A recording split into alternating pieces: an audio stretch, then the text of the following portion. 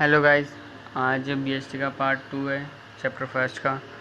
कल हमने पढ़ा था relation between efficiency and effectiveness. अब आज हम पढ़ेंगे कंसेप्ट्स ऑफ मैनेजमेंट।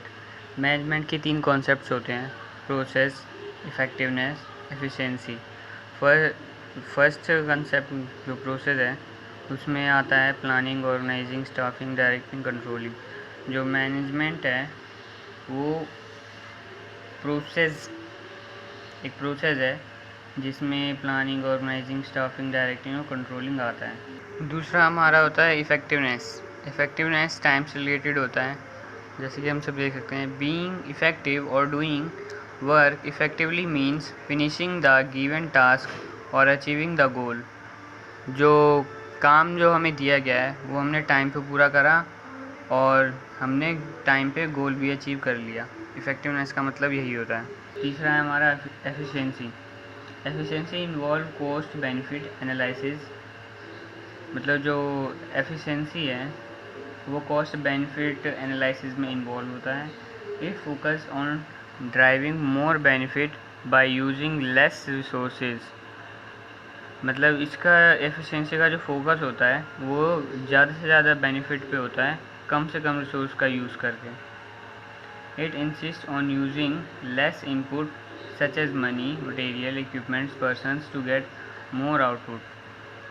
मतलब हम कम से कम इनपुट करके, जैसे कि मनी हो गया, मटेरियल, इक्विपमेंट्स, पर्सन्स, कम से कम इनपुट करके मैक्सिमम आउटपुट मांगता है। इसका मेनली फोकस बेनिफिट पे ही रहता है। अब हम आते हैं कीवर्ड्स पे। Management a process to achieve goal effectively and efficiently. Management एक प्रोसेस है जो गोल को अचीव करने में हेल्प करता है सही टाइम पे और सही कॉस्ट पे। जो हमारे इफ़ेक्टिवली है वो टाइम से रिलेट होता है और एफिशिएंटली जो होता है वो हमारा कॉस्ट से रिलेट होता है। इफ़ेक्टिवली कंप्लीटिंग ऑफ टास्क और achievement of goal on time. जो टास्क है और जो गोल है हमने अचीव करा है on time. Effectively efficiently completing the task और achieving the goal with minimum cost or optimum utilization of resources or in cost effective manner।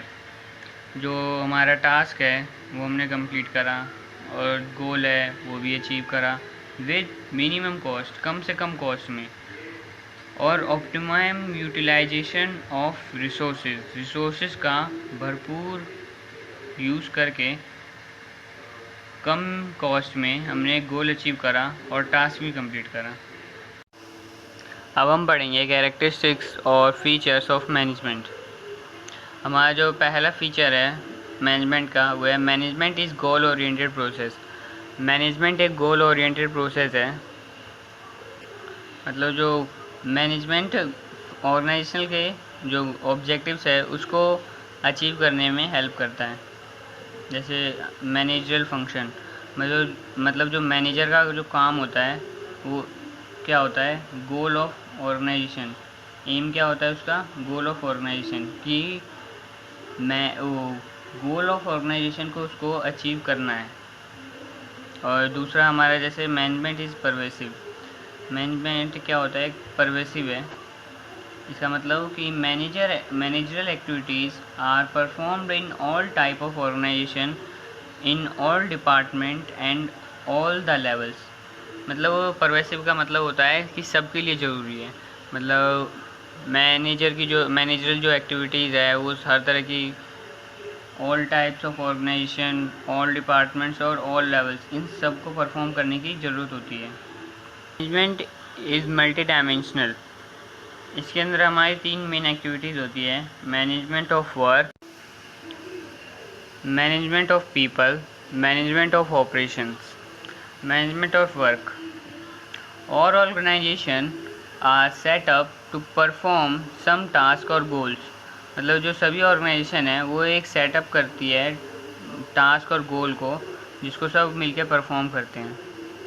जैसे management activities aim to achieving goal और task. तो management की जो activities होती है वो M करती है गोल्स को और टास्क के अचीवमेंट पे, टू अकम्प्लाई, उसको कंप्लीट करने के लिए। अब हम देखेंगे management of people. People refers to human resources and human resources are the most important asset of an organisation. Peoples मतलब ह्यूमन रिसोर्सेज, जो मतलब हमारे एम्प्लॉयज़ वगैरह जो होते हैं वो हमारे ह्यूमन रिसोर्सेज हैं। And human resources are the most important assets of organisation. जो ह्यूमन रिसोर्सेज जो हमारे एम्प्लॉयज़ हैं वो एक मोस्ट इम्पोर्टेंट एसेट्स हैं ऑर्गेनाइजेशन के। अब हम देखते हैं इसमें मैनेजमेंट ऑफ पीपल में 2 डायमेंशंस होते हैं। Taking care of employees individual needs, मतलब जो हम एम्प्लॉयज़ के इंडिविजुअल नीड्स का ध्यान रखते हैं, और दूसरा हमारा take care of group of employees, और हम ग्रुप ऑफ एम्प्लॉयज़ का ध्यान रखते हैं। अब हम देखते हैं management of operation. Operation refers to activities of production cycle such as buying inputs, converting them into semi finished goods. Operation इसका मतलब होता है एक्टिविटी ऑफ प्रोडक्शन साइकिल का काम। Such as buying, inputting, converting them into semi finished goods, जो जैसे कि हमें इनपुट्स खरीदना, उनको कन्वर्ट करना सेमी गुड्स में और फिनिश गुड्स में, ये हमारा ऑपरेशन में आता है। हम 5th प्रोसेस की तरफ आते हैं जिसका नाम है management is a group activity. Management always refers to a group of people involve in managerial activities. जो मैनेजमेंट है वो ग्रुप, मतलब जितना भी ग्रुप ऑफ एक्टिविटीज़ होती है, जितनी भी ग्रुप ऑफ एक्टिविटीज़ होती है जिनमें मैनेजरल एक्टिविटीज़ का इन्वॉल्वमेंट होता है, उसे हम मैनेजमेंट कहते हैं। Each individual perform his her role at his her status and department, मतलब जितने भी इंडिविजुअल पर्सन हैं वो अपना रोल अपने स्टेटस और डिपार्टमेंट के अकॉर्डिंग उन्हें मिलता है।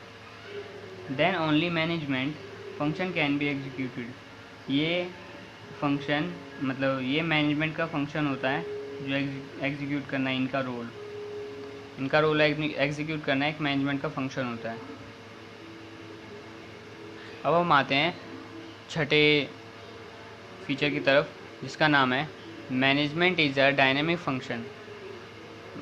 डायनेमिक फंक्शन का मतलब होता है वो कंडीशन के अकॉर्डिंग, सिचुएशन के अकॉर्डिंग अपने आप को चेंज करना। Management has to make changes in goal. जो मैनेजमेंट है अपने गोल में चेंजेस करता है, ऑब्जेक्टिव्स में एंड अदर एक्टिविटीज़ में, according to change take place in the environment. अब वो उसके प्लेस के अकॉर्डिंग और एनवायरनमेंट के अकॉर्डिंग अपने आप को चेंज करता है। The external environment such as social, economical, technical and political environment has great influence over the management. जैसे कि एक्सटर्नल एनवायरनमेंट हमें है social, economical, technical and political environment has a great influence, मतलब एक ग्रेट इन्फ्लुएंस है management के लिए। अब हम आते हैं 7वें फीचर की तरफ जिसका नाम है इंटेंजिबल। इंटेंजिबल का मतलब होता है जिसकी कोई फिजिकल एग्जिस्टेंस नहीं होती। Management function can not be physical seen but it presence can be felt. इसमें भी लिखा हुआ है कि मैनेजमेंट एक फंक्शन है जिसकी फिजिकल एग्जिस्टेंस नहीं होती, बस हम उसकी प्रेजेंस को फील कर सकते हैं। अब हम रिमाइंडेड कर लेते हैं इस फ्लो चार्ट के थ्रू कि क्या कैरेक्टरिस्टिक्स ऑफ मैनेजमेंट के। ये फ्लो चार्ट है कैरेक्टरिस्टिक्स ऑफ मैनेजमेंट का। फर्स्ट है हमारा characteristics, management is goal oriented process. Management एक गोल ओरिएंटेड प्रोसेस होता है। Management is pervasive, management pervasive है, मतलब सबके लिए ज़रूरी होता है। मैनेजमेंट इज मल्टी डायमेंशनल, मतलब मैनेजमेंट एक मल्टी डायमेंशनल है, जो देखा था हमने management of work, management of work और बाकी सब, management of people, management of operation, ये सब आता है। और अगला है हमारा management is a continuous process. जो मैनेजमेंट क्या है, कंटिन्यूस प्रोसेस है जो लगातार चलता रहता है, इसका एंड नहीं होता। Management is a group activity, management एक ग्रुप एक्टिविटी है। Management is a dynamic function, जो मैनेजमेंट है एक डायनामिक फंक्शन है, अपने एनवायरनमेंट के थ्रू अपने आप को चेंज करता है और है इंटेंजिबल, जिसकी फिजिकल एग्जिस्टेंस नहीं होती। अब हम मैनेजमेंट के ऑब्जेक्टिव्स देखते हैं। Objectives are the end towards which the activities of an organization are directed. The managerial objectives of an organization can be clarified into major categories. Objective of management को 3 major categories में बांटा गया है: organisational objective, social objective, personal objective. अब हम first category देखेंगे, organisational objectives. The objectives aim at prosperity and growth of organization. इसका जो मेन ऑब्जेक्टिव होता है वो ग्रोथ ऑफ ऑर्गेनाइजेशन होता है, ऑर्गेनाइजेशनल ऑब्जेक्टिव का। इसमें भी हमारे 3 कैटेगरीज आती है, मतलब 3 ऑब्जेक्टिव्स होते हैं ऑर्गेनाइजेशनल के: सर्वाइवल, प्रॉफिट, ग्रोथ। सर्वाइवल का मतलब होता है the basic purpose of every organisation is to survive and exist in the competitive market for a long period of time, and it is possible only when it is able to cover its cost। मतलब पहला जो basic purpose होता है organisation का, survive करना market में, exist करना अपनी कॉम्पिटिटिव मार्केट के अंदर लॉन्ग पीरियड ऑफ टाइम के लिए। ये तभी पॉसिबल हो पाएगा जब हम अपनी जो कॉस्ट हैं उसको कवर कर पाएंगे। अब आता है profit. The most important objective of every organisation is earning adequate amount of profit. मतलब जो मोस्ट इम्पोर्टेंट ऑब्जेक्टिव होता है हर ऑर्गेनाइजेशन का, वो होता है प्रॉफिट अर्न करना। सबसे मेन ऑब्जेक्टिव होता है हर ऑर्गेनाइजेशन का प्रॉफिट अर्न करना। Profit is essential for survival, growth and expansion of business. जो प्रॉफिट जरूरी होता है सर्वाइवल के लिए, ग्रोथ के लिए और एक्सपेंशन के लिए बिजनेस के। Profit is reward given to businessman for bearing risk. Profit एक रिवॉर्ड होता है जो बिजनेसमैन रिस्क लेता है, उसका एक रिवॉर्ड होता है profit. Growth, business organisation must grow and expand their activities. Growth का मतलब होता है जो जो बिजनेस ऑर्गेनाइजेशन है वो अपने आप को ग्रो कर रही है, और इसका मतलब एक्सपेंड कर रही है, अपनी एक्टिविटीज़ को फैला रही है ज़्यादा। The success of an organisation is measured by the growth rate, and growth is measured in term of sales. किसी भी ऑर्गेनाइजेशन के सक्सेस को मेजर किससे किया जाता है, उसकी ग्रोथ रेट से, और उसको ग्रोथ को मेजर कैसे करते हैं, सेल्स से, नंबर ऑफ ब्रांचेस से, नंबर ऑफ प्रोडक्ट से, नंबर ऑफ एम्प्लॉयज। कोई भी बिजनेस ऑर्गेनाइजेशन की ग्रोथ तभी बढ़ेगी जब उसके नंबर ऑफ ब्रांचेस बढ़ेंगे और नंबर ऑफ ग्रोथ्स बढ़ेंगे प्रोडक्ट्स, और नंबर ऑफ एम्प्लॉयज़ बढ़ेंगे और सेल्स बढ़ेगी, तभी हम उस बिजनेस ऑर्गेनाइजेशन को एक बोल सकते हैं कि वो ग्रोथ कर रही है।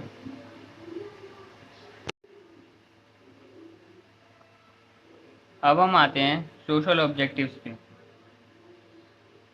Social objectives of organisation deal with the commitment of the organisation toward the society. Social objective का मतलब होता है जो ऑर्गेनाइजेशन है वो सोसाइटी से डील करती है, एक कमिटमेंट करती है कि हम आपको एम्प्लॉयज़ मतलब एम्प्लॉयमेंट प्रोवाइड कराएंगे, ऐसे ही बहुत सारी चीज़ें। Business organisation are the part of society. जो बिजनेस ऑर्गेनाइजेशन है वो एक पार्ट होती है सोसाइटी का। They earn by using the resources of society, so they must do something for society also.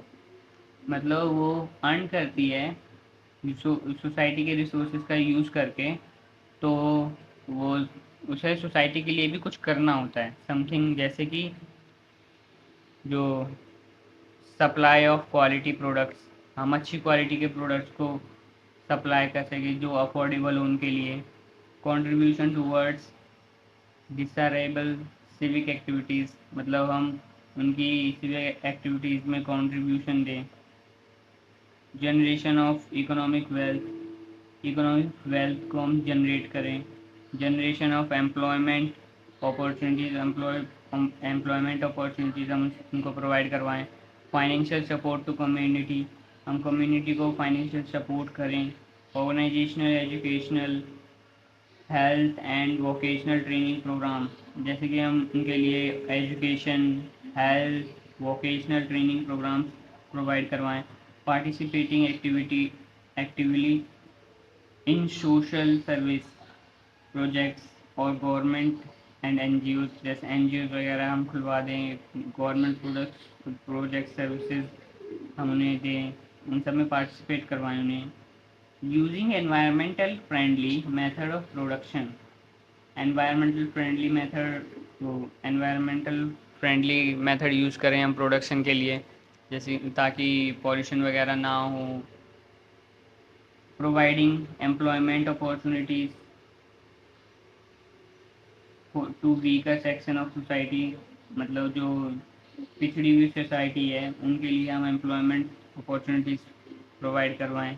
ये सब हमारा सोशल ऑब्जेक्टिव्स में आता है कि बिजनेस ऑर्गेनाइजेशन सोसाइटी के लिए क्या क्या करती है। अब हम आते हैं पर्सनल ऑब्जेक्टिव्स, जिसे हम ह्यूमन ऑब्जेक्टिव्स ही कहते हैं, इंडिविजुअल ऑब्जेक्टिव्स भी कहते हैं। Individual objectives are related to the employees of the organisation, as employees are most important resources of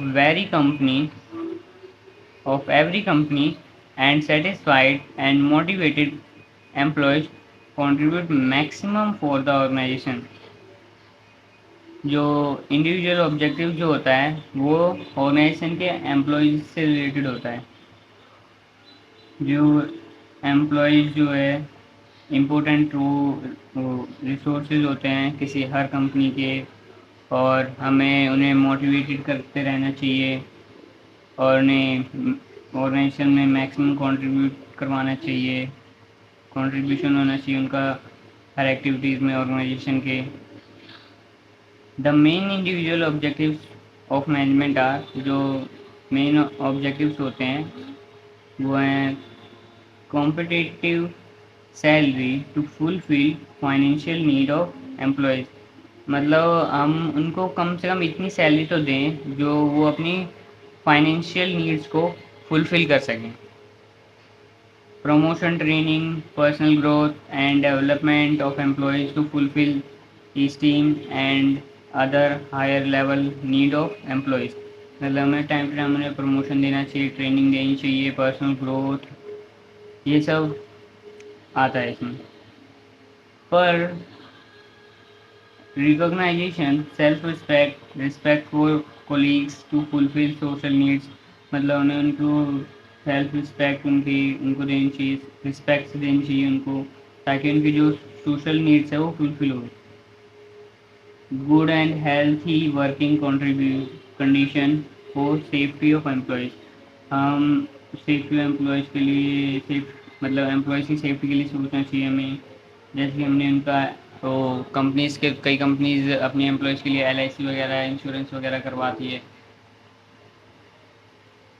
ये सब हमारा पर्सनल ऑब्जेक्टिव्स में आ जाता है। Worker may loss interest in work if their objective are neglected, मतलब अगर वर्कर्स का interest नहीं होता काम करने में तो वो आपके ऑब्जेक्टिव्स को नेग्लेक्ट कर सकती है। Management must try to integrate the personal objective with the organisational objective. जो मैनेजमेंट है वो ट्राई करता है जो एम्प्लॉयज़ के जो पर्सनल ऑब्जेक्टिव्स हैं वो ऑर्गेनाइजेशनल ऑब्जेक्टिव के साथ इंटीग्रेट हो सकें। ऑब्जेक्टिव ऑफ मैनेजमेंट में हम देख सकते हैं, पहला है ऑर्गेनाइजेशनल ऑब्जेक्टिव्स, जिसमें आता है survival, profit, growth. Social objectives, quality products reasonable price पे प्रोवाइड करवाते हैं हम सोसाइटीज़ को, एम्प्लॉयमेंट अपॉर्चुनिटी प्रोवाइड करवाते हैं, इकोनॉमिक वेल्थ उनकी सही करते हैं, उन्हें एजुकेशन, हेल्थ और वोकेशनल ट्रेनिंग प्रोग्राम प्रोवाइड करवाते हैं, इकोनॉमिक फ्रेंडली मेथड यूज़ करते हैं हम प्रोडक्शन के लिए ताकि पॉल्यूशन वगैरह ना फैले। अब हम आते हैं पर्सनल ऑब्जेक्टिव्स पे। पर्सनल ऑब्जेक्टिव को हम ह्यूमन ऑब्जेक्टिव्स भी कहते हैं, इंडिविजुअल ऑब्जेक्टिव्स भी कहते हैं। Adequate salary, good working condition, peer recognition, training and development, social recognition, ये सब चीज़ें कोई भी ऑर्गेनाइजेशन अपने एम्प्लॉयज़ को प्रोवाइड करवाती है।